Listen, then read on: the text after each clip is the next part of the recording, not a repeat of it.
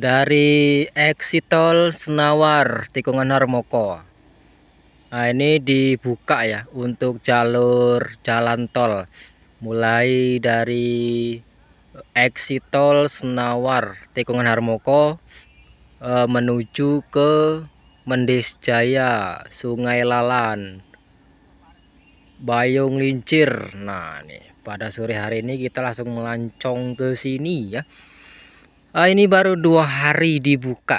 Wow, jangan sampai telat kita dokumentasikannya ya.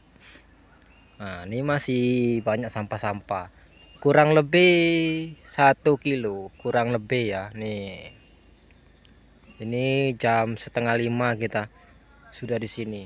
Cukup, masih cukup waktu. Cuman 1 kilo bukannya ya.